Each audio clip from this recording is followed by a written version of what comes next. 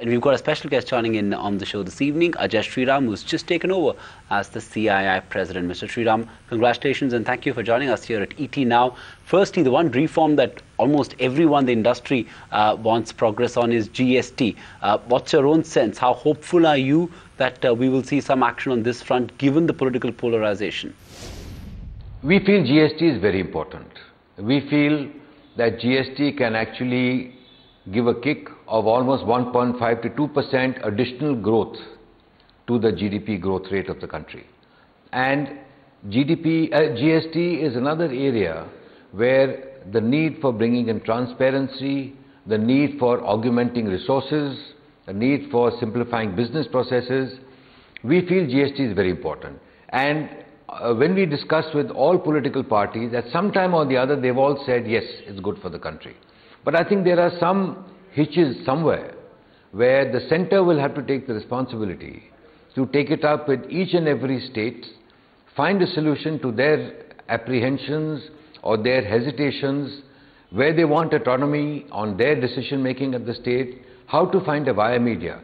But I think it's a matter of negotiating and coming to an agreed position between the centre and the states.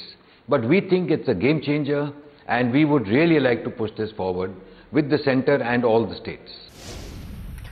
Mr. Sriram, the CCI has been a very well-intended move, has cleared projects worth 6.6 lakh crore rupees. But what is wrong with it? Because investment hasn't really broken ground. How should the new government really tackle something like a CCI, which one believes will spur investment?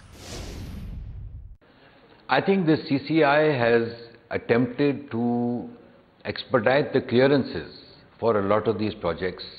Some clearances at the central level, some clearances at the state level. What is needed is a set of clearances across the board, not only at the centre or the state. What the CCI has done is moved projects faster at the centre. But if you look at it, the actual action is in the states, because the implementation of these projects is not in the centre or in Delhi. They are in all the states of India. So the pressure and the focus will have to be to interact and interface with each of the states and see how to push them, give them the requisite clearance to move ahead.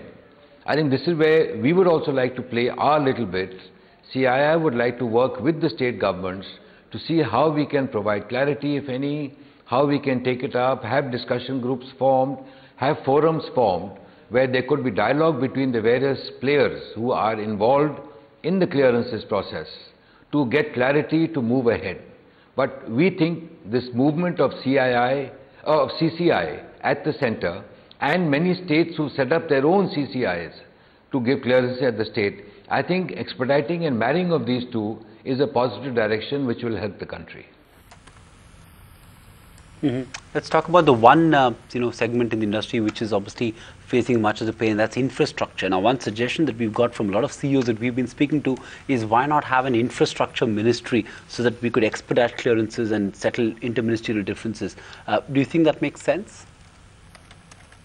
I think if you look at a macro level, it's not a bad idea, because today the number of clearances required from different ministries is very large. If we can consolidate some form and see how clearances can be obtained at a faster pace, at a faster rate, it's going to be only good for getting the projects going forward. I think at the end of the day, one should not forget that infrastructure development is not for the sake of just infrastructure. It is actually to make life easier for each and every individual of the country. Infrastructure, whether it's power, whether it's ports, whether it's railways, whether it's roads, whatever it is. If I may give you an example, where things are actually, where there's a need for change, faster change. Today, in power, approximately 70,000 megawatts of power is generated from diesel. Now, generating power from diesel costs between 20 to 22 rupees per unit of power. Now, isn't it better to have gas at 10, 11, $12 and generate that at 5 rupees or 5.5 rupees or 6 rupees? I think this is where a holistic view of how to actually get decision making in place for quicker implementation is going to be important. Fair point, Mr. Sriram. But before we let you go, the big challenge before all of India really is facing in getting administrative clearances. How can the new government improve the ease of doing business? That's why everybody keeps talking about the nuts and bolts of really doing business. I think, as I mentioned, that we've got enough states where there is some policy of the clearances system where one state does better than someone else. Why can't we learn from within our own states in India?